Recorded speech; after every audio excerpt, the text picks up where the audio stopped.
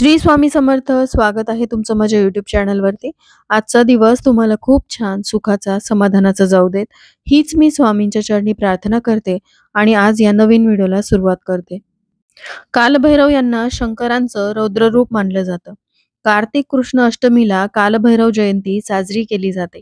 यंदा शनिवार 23 नोव्हेंबर 2024 रोजी कालभैरव जयंती आहे. कालभैरव हे शिवशंकरांचं रौद्र रूप असल्याने ते अत्यंत क्रोधित असतात. मात्र त्यांची उपासना करणाऱ्या भक्तांसाठी मात्र ते अत्यंत दयाळू असतात.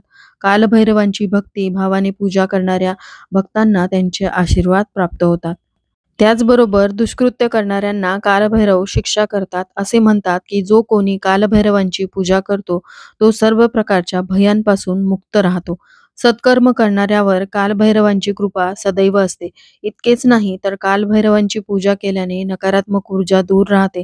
यासोबतच अकाली मृत्यूचा धोका आणि ग्रहदोषांसह कोणत्याही प्रकारचे आजारही टळतात. एकदा ब्रह्मदेवांनी शिवांचा अपमान केला तेव्हा तो अपमान भगवान शिवांना सहन झाला नाही आणि त्यांनी उग्र रूप धारण केलं. या रूपाला कालभैरव असं पूजलं जातं. कालभैरवांनी पृथ्वीची परिक्रमा करून काशीमध्ये स्थान मिळवलं, म्हणून त्यांना काशीचा कोतवाल असं देखील संबोधलं जातं. उद्या कालभैरव जयंती आहे, तर उद्याच्या दिवशी कालभैरवांना प्रसन्न करून घेण्यासाठी घरामध्ये अनेक सेवा व उपाय केले जातात. आज या व्हिडिओमध्ये एक अतिशय प्रभावशाली उपाय मी शेअर करणार आहे. या उपायामध्ये उद्या शनिवारी आलेल्या कालभैरव जयंतीच्या दिवशी कुत्र्याला ही एक वस्तू खाऊ घालायची आहे. ही वस्तू कुत्र्याला खाऊ घातल्यामुळे तुमचे सर्व दोष, तुमच्या मार्गामध्ये येणाऱ्या सर्व अडचणी, संकट, दुःख, दारिद्र्य, शत्रुबाधा संपूर्णपणे नष्ट होईल आणि तुम्हाला कालभैरवांचा अखंड आशीर्वाद लाभेल. तर हा उपाय कशाप्रकारे करायचा आहे याविषयीची संपूर्ण माहिती जाणून घ्यायची असेल तर व्हिडिओ स्किप न करता शेवटपर्यंत बघा. चॅनलवरती पहिल्यांदा आला असाल तर नक्कीच सबस्क्राईब करा आणि असेच नवनवीन माहितीपूर्ण व्हिडिओ बघण्यासाठी बेल आयकॉनलाही क्लिक करा. त्यामुळे जेव्हाही मी नवीन व्हिडिओ अपलोड करेल तेव्हा त्याचं नोटिफिकेशन सर्वात आधी तुम्हाला मिळेल आणि तुम्ही एक पण व्हिडिओ मिस करणार नाही. उद्याच्या दिवशी कुत्र्याला ही वस्तू खाऊ घालण्याचं कारण म्हणजे कालभैरवांसोबत नेहमी एक काळा कुत्रा असतो, जो त्यांचे वाहन असल्याचे मानले जाते. काळभैरव आणि कुत्रा यांचे धार्मिक, पौराणिक आणि तांत्रिक दृष्टिकोनातून महत्त्व आहे. हा संगम केवळ कालभैरवांचे भयंकर आणि संरक्षणात्मक रूपच प्रतिबिंबित करत नाही, तर भक्तांना त्यांच्या जीवनात सुरक्षितता आणि शांती कशी मिळवता येईल याचे देखील मार्गदर्शन करते. कोणतीही देवता आपले वाहन म्हणून त्या प्राण्यांची निवड करते ज्यामध्ये त्यांचे गुण दिसतात. कालभैरवांचे रूप उग्र असून कुत्रा हाही भयंकर प्राणी आहे. कुत्रा अंधाराला घाबरत नाही आणि शत्रूंनाही घाबरत नाही. जर शत्रूने रागाने हल्ला केला तर कुत्रा आणखीनच चिडतो.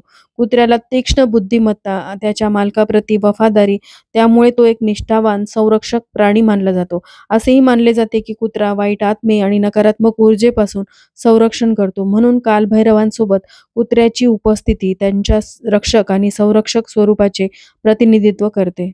काळभैरवांच्या पूजेमध्ये काळ्या कुत्र्याला विशेष महत्त्व आहे. कालाष्टमीच्या दिवशी कुत्र्याची सेवा करून त्याला खाऊ घातल्याने कालभैरव प्रसन्न होऊन आपल्या भक्तांना आशीर्वाद देतात.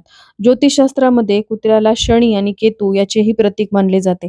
असे मानले जाते की जर तुम्हाला शनीची साडेसाती किंवा धैर्याचा त्रास होत असेल तर त्याचे दुष्परिणाम कमी करण्यासाठी आपल्याला हा उपाय करायचा आहे. कारण आपल्या प्रत्येकाच्याच आयुष्यामध्ये काही ना काहीतरी अडचणी, समस्या ह्या असतातच. ज्यामध्ये तुम्ही कोणत्याही नवीन कार्याची सुरुवात केली तर त्यामध्ये तुम्हाला अडथळे येत असतील आणि ते कार्य तुमचं सिद्धीत जात नसेल, त्या कार्यामध्ये सतत तुम्हाला अपयशाचा सामना करावा लागत असेल, तर हे कुठे ना कुठेतरी तुम्हाला असलेले दोष किंवा तुमच्या मागे असलेली शत्रुबाधा. कारण बऱ्याचदा आपण अशा लोकांमध्ये वावरतो, ते वरवर जरी चांगले दिसत असले तरी आपल्या बाबतीत मात्र त्यांच्या मनामध्ये कटुता, द्वेष असतो आणि त्याचा परिणाम मग आपल्या चांगल्या गोष्टींवर होतो आणि आपलं कार्य सिद्ध होत नाही. त्याचबरोबर आपल्या घरामध्ये सतत छोट्या-छोट्या गोष्टीवरून वादविवाद, भांडण, कलह होतात. आपल्या घरामध्ये असलेली मोठी मुलं हट्टीपणा करतात, अभ्यासामध्ये त्यांचं मन लागत नाहीत. घरातल्यांचं ते ऐकत नाहीत. घरातील लहान मुलं सतत किरकिर करतात, व्यवस्थितपणे खात-पीत नाहीत. आपल्या घरामध्ये सतत पैशाची चणचण असते. पैसा घरामध्ये आला तरी तो फार काळ टिकत नाही. घरामध्ये आजारपणं वाढतात. नोकरी व्यवसायाच्या ठिकाणी म्हणावी तशी भरभराट होत नाही, आपली आर्थिक उन्नती होत नाही. तर हे जे काही दोष या समस्या आपल्या आयुष्यामध्ये असतात, या आपल्या हातून घडलेल्या कळत-नकळत चुकांमुळे सुद्धा याचे परिणाम आपल्याला भोगावे लागतात. कारण बघा कालभैरव जे आहेत ते न्यायाची देवता मानले जातात आणि चुकीच्या गोष्टी करणाऱ्यांना ते कधीही माफ करत नाहीत. त्यामुळे आपल्या हातून घडलेल्या कळत-नकळत चुकांमधून मुक्ती मिळवायची असेल, काही पापांपासून आपल्याला मुक्तता हवी असेल, तर उद्याच्या दिवशी काही नाही केलं तरी हा उपाय तुम्ही आवर्जून करा. यामुळे कालभैरव प्रसन्न होतील. तर उद्याच्या दिवशी तुम्हाला पहाटे लवकर उठायचं आहे. उठल्यानंतर घराची स्वच्छता करायची कारण काही विशिष्ट तिथींना उपासनेसोबत घराची स्वच्छता देखील तितकीच महत्त्वाची आहे. घराचं मुख्य प्रवेशद्वार स्वच्छ पुसून घ्यायचं. त्यानंतर अंघोळ वगैरे झाली की उंबरठ्यावरती उद्याच्या दिवशी न चुकता हळदीचं लेपन करायचं आहे. हळद जी आहे ती नकारात्मकतेला, वाईट शक्तीला घरामध्ये प्रवेश करू देत नाही.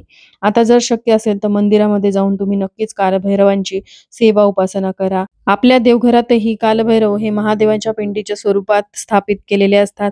त्यांचं तुम्हाला विधिवत पूजन करायचं आहे. त्यांच्या पिंडीवरती तुम्हाला जलाभिषेक करायचा आहे. त्यांना भस्म अर्पण करायचं, बेलपत्र अर्पण करून नैवेद्य आरती करायची आहे आणि हे करून झाल्यानंतर आपल्याला कुत्र्याला जी वस्तू खाऊ घालायची आहे, त्यासाठी आपल्याला थोडासा गूळ घ्यायचा आहे.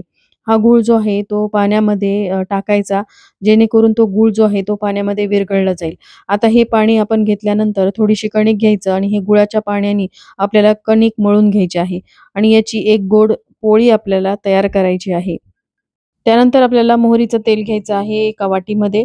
मोहरीचं तेल नसेल तर तुम्ही जे स्वयंपाकासाठी तेल वापरता ते तेल घ्यायचं. त्यामध्ये चिमूटभर आपल्या स्वयंपाकघरातील काळी मोहरी किंवा तुमच्या घरात जर पिवळी मोहरी असेल तर ती थोडीशी टाकायची आहे. यामध्ये आपल्याला तर्जनी मधले बोट आणि अनामिका हे 3 बोट बुडवायचे आहेत आणि या पोळीवरती 3 रेषा काढायच्या आहेत. आता ही पोळी घेऊन आपल्या घराच्या आसपास असलेल्या कुत्र्याजवळ जायचंय. बघा कालभैरवांचं वाहन हे काळ्या रंगाचा कुत्रा असतो, पण काळ्या रंगाचा कुत्रा तुम्हाला नाही मिळाला, तर तुम्हाला पांढऱ्या रंगाचा किंवा तपकिरी रंगाचा कुत्रा जर आढळला, तर या दोनही कुत्र्यांना ही पोळी 2 भागामध्ये करायची आणि अर्धी-अर्धी आपल्याला ही पोळी खाऊ घालायची आहे. कुत्रा जर ही पोळी खात नसेल, तर कालभैरव तुमच्यावरती नाराज आहेत असं समजायचं आणि हा उपाय जो आहे तो सलग जोपर्यंत तो कुत्रा तुमची पोळी खात नाही, तोपर्यंत तुम्हाला कालभैरव जयंतीपासून करायचा आहे. आणि जर कुत्र्याने ही पोळी खाल्ली, तर कालभैरव तुमच्यावरती प्रसन्न झाले आहेत आणि त्यांचा आशीर्वाद तुम्हाला मिळालेला आहे असे समजायचे आहे. त्याचबरोबर तुम्ही कडू मोहरीच्या तेलामध्ये उद्याच्या दिवशी उडदाच्या डाळीचे भजे बनवायचे आणि कोणालाही बोलायचं नाही. डायरेक्ट हे भजे घेऊन तुम्हाला घराबाहेर जायचं आहे आणि वाटेत दिसणाऱ्या पहिल्या कुत्र्याला हे जे भजे आहेत ते खायला घालायचे आहेत. असं नाही की काळ्या रंगाचाच असावा किंवा याच रंगाचा पाहिजे असं काही नाही. जो कोणता तुम्हाला पहिला कुत्रा दिसला त्याला हे भजे खाऊ घालायचे. हे भजे कुत्र्याने खाल्ल्यानंतर तुम्हाला घराकडे यायचं आहे, मागे वळून पाहायचं नाही. हा उपाय फक्त कालाष्टमी, भैरव जयंती किंवा रविवारी केला जातो. ते योगायोगाने काल भैरव जयंती ही शनिवारी आलेली आहे. त्यामुळे शनीची 7:30 तुमची सुरू असेल किंवा तुमच्या मागे असलेले दोष, अडचणी संपूर्णपणे नष्ट करण्यासाठी हा उपाय तुम्ही नक्की करा. ज्यांना शक्य आहे त्यांनी कालभैरवांच्या मंदिरामध्ये जावं. जात असताना सोबत बाजरीची भाकरी, त्यावरती भरीत आणि कांद्याची फोड, लिंबाची एक फोड हे सर्व नैवेद्य कालभैरवांना अर्पण करायचं आहे. त्याचबरोबर उद्याच्या दिवशी 11 लिंबाची माळ याचा हार एक तयार करायचा आणि तो तुम्हाला कालभैरवांना अर्पण करायचा आहे. यामुळे देखील कालभैरव प्रसन्न होतात. उद्याच्या दिवशी जेवढ्या जमतील तेवढ्या सेवा उपासना करा घरामध्ये. तसेच मंदिरामध्ये जाऊन तुम्ही कालभैरवाष्टक स्तोत्राचं पठण करा. याची 11 आवर्तने तुम्ही केली तर तुमच्या घरामध्ये असलेली नकारात्मक ऊर्जा संपूर्णपणे नष्ट होते. उद्याच्या दिवशी कालभैरवचं दैवी तत्व हे सक्रिय झालेलं असतं. जास्तीत जास्त सेवा उपासना करायला अजिबात विसरू नका. झालेली सेवा मी स्वामींच्या चरणी अर्पण करते. इथेच व्हिडिओ एंड करते. व्हिडिओ आवडला असेल तर लाईक, शेअर, सबस्क्राईब करा. श्री स्वामी समर्थ.